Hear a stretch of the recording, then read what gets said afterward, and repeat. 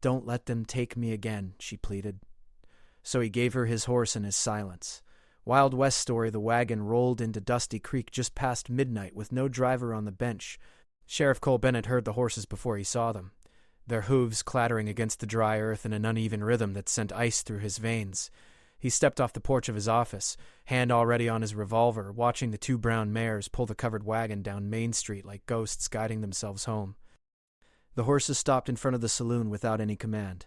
Cole approached slowly, his boots barely making a sound. The canvas cover was torn in 3 places, flapping in the desert wind. Dark stains ran down the wooden sides. Blood, fresh enough to still be wet. He called out twice. No answer came. The town was dead silent except for the wind and the nervous stamping of the horses.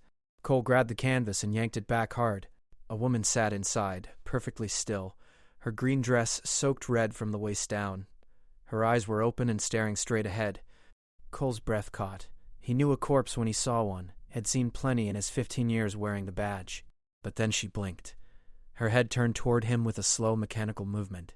Her lips parted and she spoke in a voice that sounded like it was coming from somewhere far away. "They're all dead," she whispered. "Every single one of them." Cole reached for her, but she flinched back violently, pressing herself against the far side of the wagon. That's when he saw the knife in her right hand, the blade crusted with dried blood. "Easy now," Cole said, keeping his voice calm. "I'm the sheriff. You're safe here."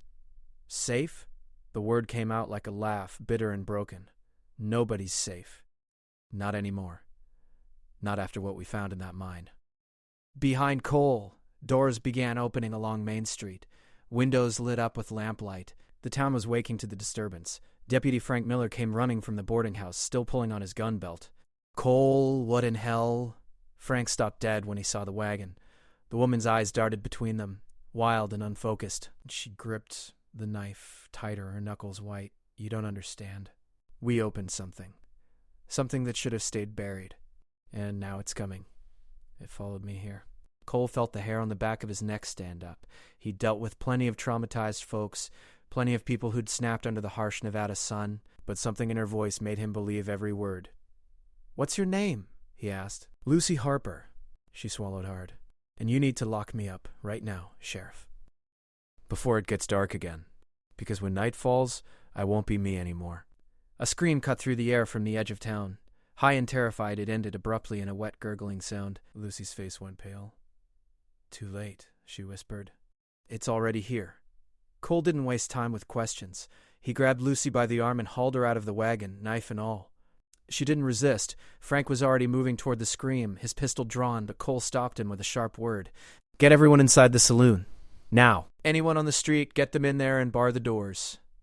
Frank's face showed confusion, but he knew better than to argue when Cole used that tone. He started running up and down the street, banging on doors and shouting orders. People came stumbling out in their nightclothes, some carrying rifles, others just looking scared and confused. Cole dragged Lucy toward his office. She moved like she was sleepwalking, her feet barely cooperating. "You don't understand," she kept saying. "Walls won't stop it." "Nothing stops it. Then you better start explaining what we're dealing with." They reached the sheriff's office just as another scream erupted, this one closer. Through the darkness, Cole saw something moving between the buildings across the street. It was tall, too tall to be a man, and it moved wrong, jerky, like a puppet with half its strings cut.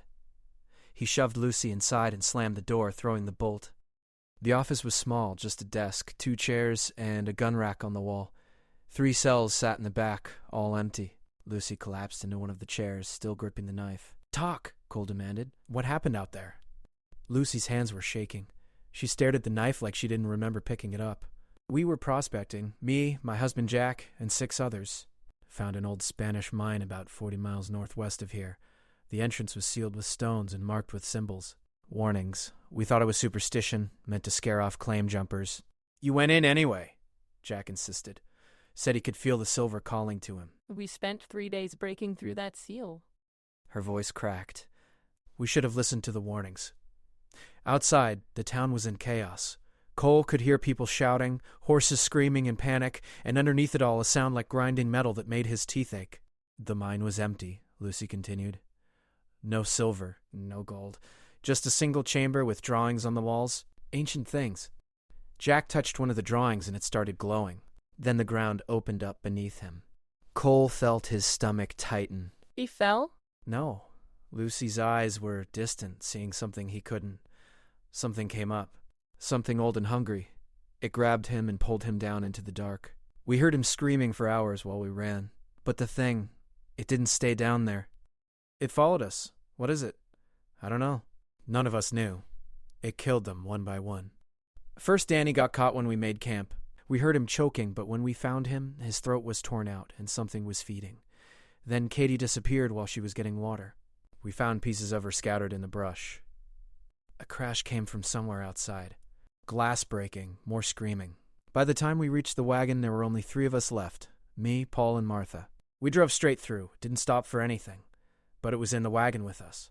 I felt it moving in the darkness under the canvas. Martha started laughing, this horrible broken sound, and then she grabbed Paul and started tearing at him with her bare hands. Her fingers were wrong, Sheriff, too long. Too sharp. Like the thing had gotten inside her somehow. Cole moved to the window, peering through the gap in the curtains. The street was empty now, except for bodies. 4 of them that he could see.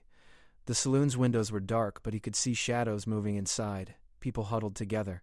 I killed Martha, Lucy whispered. Stabbed her until she stopped moving. Paul was already dead. I pushed both their bodies out of the wagon and kept driving. But I could feel it watching me, waiting. Something slammed against the office door hard enough to crack the wood. Cole spun around, raising his gun. The door held, but another impact followed, then another. Through the window, he saw it clearly now. It wore Danny's face, but everything else was wrong. The body was stretched and twisted, arms too long, fingers ending in black claws. Its mouth opened impossibly wide, showing rows of teeth that didn't belong in any human skull. That's Danny, Lucy said flatly. The thing wears them, uses their bodies. The creature smashed against the door again. The bolt was starting to give way. Cole grabbed his shotgun from the rack and loaded both barrels with buckshot. How do you kill it? I don't think you can. I tried everything. Bullets just slow it down. There's got to be a way. Lucy stood up slowly, still holding her knife. Her eyes met his, and for the first time since she'd arrived, she looked fully present. Focused. Fire, she said. In the mine there were drawings. They showed fire being used to seal it away. That's why the Spanish sealed the entrance. They were trying to keep it trapped. The door splintered inward. The thing that had been Danny squeezed through the gap, its body contorting in ways that shouldn't be possible. Baked that grinding metal sound again, and Cole realized it was trying to speak. More, it rasped. Need more. Cole pulled both triggers. The blast caught the creature's center mass and sent it flying backward through the doorway. Black ichor sprayed across the walls instead of blood. The thing hit the street hard and lay still for exactly 3 seconds. Then it started twitching. The torn flesh began knitting itself back together, bones cracking as they realigned. Run! Lucy shouted, already moving toward the back door. Cole didn't argue.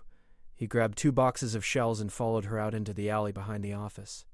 The night air was thick with smoke. Buildings were burning at the far end of town. He could hear gunfire coming from the saloon, rapid shots that spoke of panic and desperation. Lucy ran toward the stable, moving with purpose now. We need horses, and we need them fast. How much lamp oil does this town have? The general store keeps barrels of it. Why? Because fire is the only thing that works. We need to burn it all. The bodies, the creatures, everything it's touched. They burst into the stable and Cole's stomach dropped. Every stall was empty. The horses were gone, either run off or taken. Blood marked the straw in dark pools. The livery at the church, Lucy said. Father Tom keeps his wagon team there.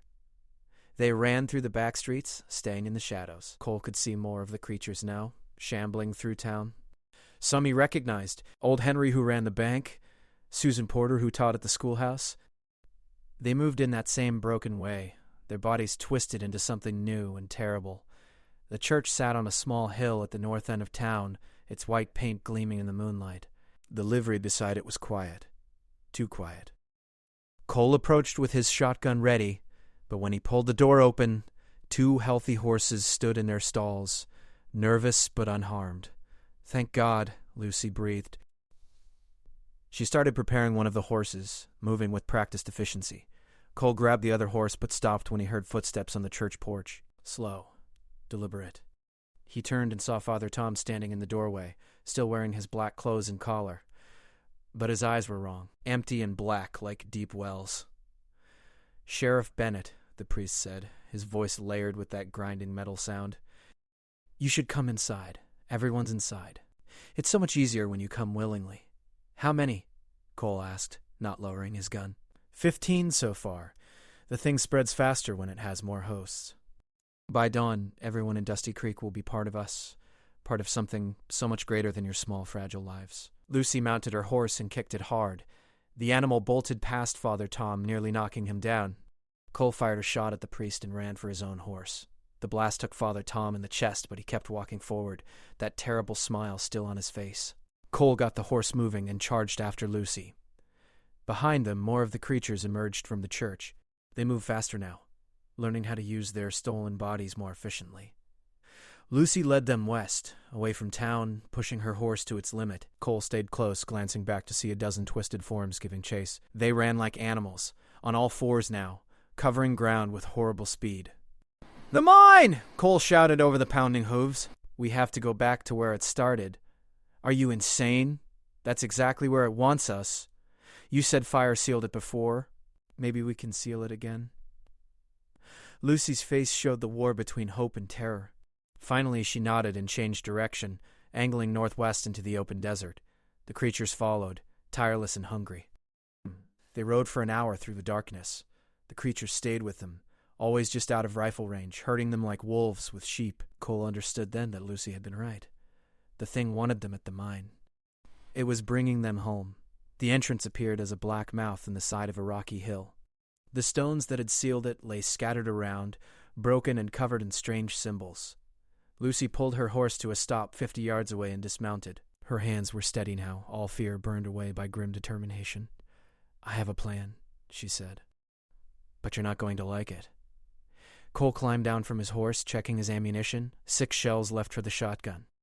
Maybe 20 rounds for his pistol. "I'm listening. The thing followed me out because I was exposed to it. It can sense me, track me. That's why it's been inside me, trying to take control." She pulled up her sleeve and showed him her arm. Black veins ran under the skin, pulsing with their own sick rhythm. "It's been spreading since I left the mine. By morning I'll be one of them. So what's the plan?" "I go in. Draw it all back into the mine. Every creature it's made, every piece of itself. Then you collapse the entrance and burn it, bury it under tons of rock and flame. That's suicide. I'm already dead, Sheriff. We both know it. But I can save the rest of the town. The ones still human." The creatures were getting closer now, forming a circle around them. Cole counted 20 at least. He saw Frank among them, his deputy's badge still pinned to his chest, his face a mask of inhuman hunger. Lucy drew her knife and walked toward the mine entrance. The creatures parted to let her pass, their attention locked on her like she was the only thing that mattered. Cole understood. She wasn't running from it anymore. She was offering herself. "Wait," Cole called out. "How do I collapse the entrance?" Lucy stopped at the threshold, silhouetted against the deeper darkness within. "There are support beams just inside, old wood, weak. A few shots should bring the whole thing down." "But wait until you see my signal." "What signal?" "You'll know it when you see it." She stepped into the darkness and vanished. The creatures followed her in, one by one, disappearing into the earth. Cole counted them as they went. 20, 25, 30. More came running from the direction of town, drawn by some silent call. They ignored him completely, focused only on getting into the mine. Cole waited in the darkness, his finger on the shotgun trigger, watching the mine entrance like a hawk. Minutes crawled by. 5, 10, 15. Nothing emerged. No sound came from within except a low vibration that made the ground tremble beneath his boots. Then he heard Lucy scream. It wasn't a scream of pain or fear. It was rage, pure and defiant. The sound echoed from the mine shaft, and a moment later, orange light flickered deep inside. Fire. Cole didn't hesitate. He ran to the entrance and aimed at the support beams Lucy had mentioned, old timber cracked and dry from decades in the desert heat. He fired once, twice, 3 times. The wood splintered and groaned. The 4th shot brought the first beam down. The 5th took out another. The mine entrance began to collapse in on itself. Rocks tumbled inward, dust billowing out in thick clouds. Cole backed away, still firing until his shotgun clicked empty. He switched to his pistol and kept shooting, targeting any beam he could see. Something moved in the collapsing tunnel. Something massive, pushing against the falling rocks. A form that was part Lucy, part creature, part something else entirely. It was burning, flames consuming it from the inside out, but it was trying to escape. "No," Cole growled. He ran to his horse and grabbed a rope from his saddle. Working fast, he tied one end around a large boulder near the entrance and the other around his saddle horn.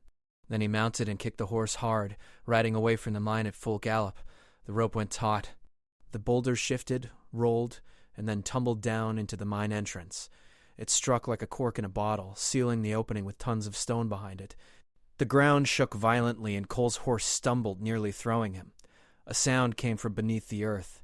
A shriek of fury and hunger and ancient hatred, cut short as rock and fire did their work. The ground collapsed inward, creating a crater 20 feet wide where the mine entrance had been. Flames shot up from cracks in the rocks, fed by something burning far below. Cole dismounted and watched the fire burn. His hands were shaking. His ears rang from the gunshots. But the night had gone quiet except for the crackling flames. No more grinding metal sounds. No more twisted footsteps. He stood there until the first light of dawn painted the eastern sky pink and gold. Then he climbed back on his horse and rode toward Dusty Creek, dreading what he would find. The town looked like a battlefield. Bodies lay in the streets, some torn apart, others just lying still where they'd fallen. The saloon had burned to the ground. Windows were shattered, doors hung off their hinges.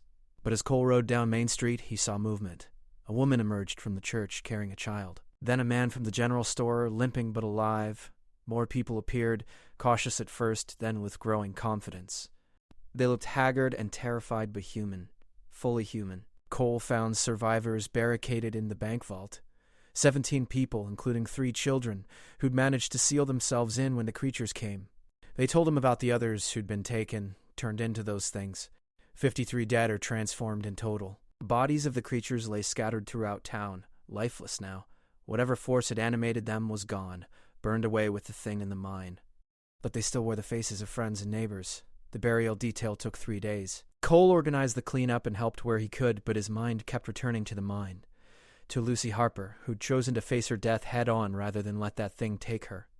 He'd write up his report, but he already knew nobody would believe him. Some truths were too terrible to speak aloud. On the 4th day, a man rode into town on a government horse. He wore a suit despite the heat and carried himself like someone used to being obeyed.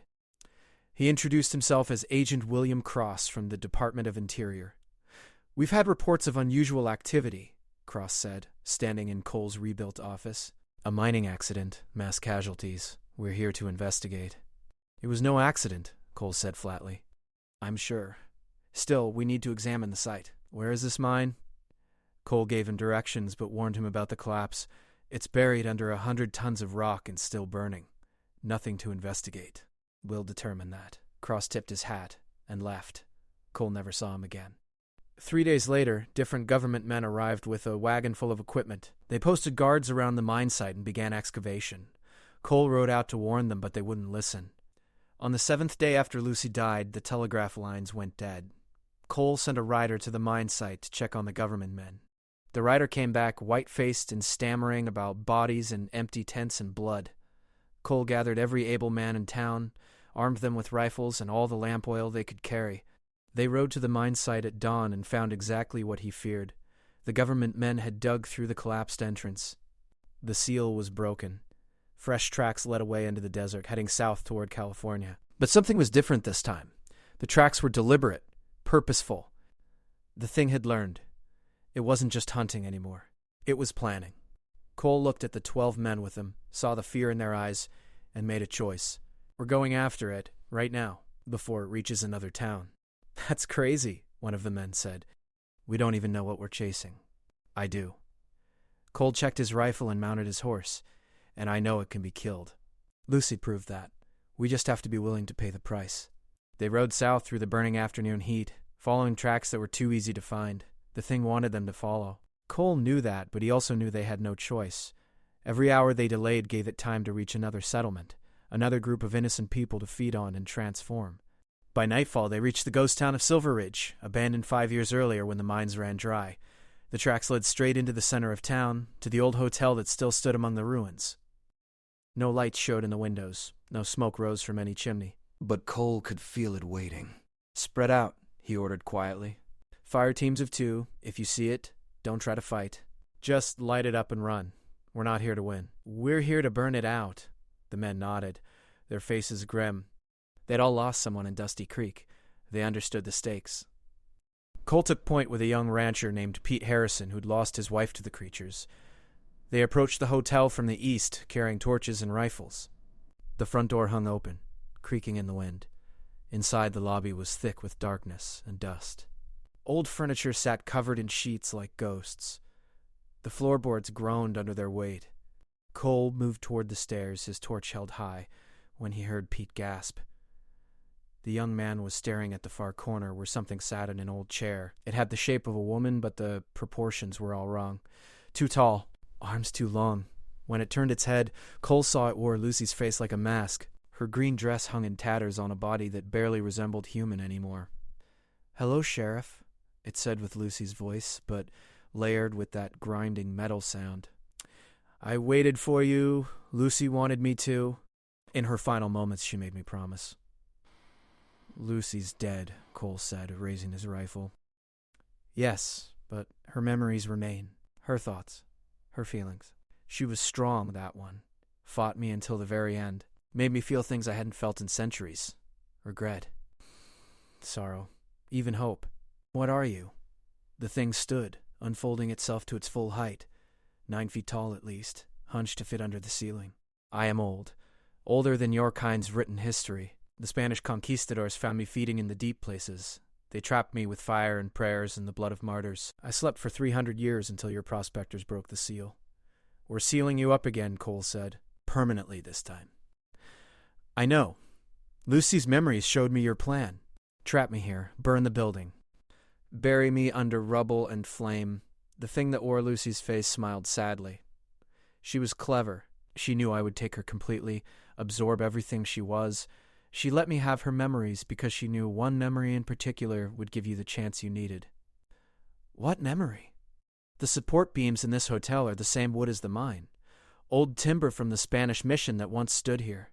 Sacred wood blessed by priests used to build places of worship. It burns hot and long, perfect for creating a seal that might actually hold." Cole's breath caught. Lucy had known. Even in her final moments, being consumed by this thing she'd been planning, guiding them here. Pete raised his torch. "Then, let's do this." The creature moved faster than anything that size should, crossing the room in a blur. It grabbed Pete by the throat and lifted him off the ground. "But first, I must feed. I must become strong enough to break free. And you've brought me 12 fresh bodies." Outside, screams erupted. Gunfire cracked through the night. Cole spun and saw through the windows that more creatures were emerging from the other buildings surrounding his men. The thing had used itself as bait to draw them all in. Pete was choking, his face turning purple. Cole made a choice. He threw his torch directly at the creature, then drew his pistol and fired every round into the old wooden walls around them. The dry timber caught immediately, flames racing up the walls and across the ceiling. The creature dropped Pete and shrieked, but this time the sound was different. Fearful, the fire wasn't just burning. It was binding. Cole could see strange symbols appearing in the flames, the same symbols that had marked the sealed mine. The sacred wood was doing its work. "Pete, move!" Cole shouted, hauling the young man toward the door. They burst outside into chaos. The other creatures were attacking the men, but something was wrong with them. They were slower, weaker. The flames spreading through the hotel were affecting all of them, like cutting the head from a snake. "Everyone back!" Cole roared. "Get clear of the buildings, light everything, burn it, all." His men didn't need to be told twice. They threw their torches into every structure, firing bullets into lamp oil reservoirs, spreading the flames as fast as they could. Silver Ridge became an inferno within minutes. The creatures tried to run, but the fire spread faster, jumping from building to building. The thing in the hotel was screaming now, a sound that made Cole's teeth ache and his vision blur. But the sacred wood held it trapped, burning away at something deeper than flesh. Cole watched from a safe distance as the ghost town burned. The creatures collapsed one by one, the life going out of them as their master weakened. By midnight, nothing moved in the flames except the fire itself. They waited 3 days for the fire to burn out. Then they spent 2 more days collapsing what remained of the buildings into the hotel's foundation, creating a cairn of rubble over the ashes. They planted a cross made from railroad ties at the site with a single word carved into it, sealed. On the ride back to Dusty Creek, Pete rode up beside Cole. "You think it's really dead?" Cole thought about Lucy Harper, who'd sacrificed everything to give them this chance, about the ancient evil that had fed for centuries until it finally met someone too stubborn to let it win. "I think Lucy made sure of it," Cole said, "and I think we better make damn sure nobody ever digs there again." They rode in silence after that, carrying the story that would never be written in any official report. Some truths were too dangerous to preserve, but Cole would remember. They all would.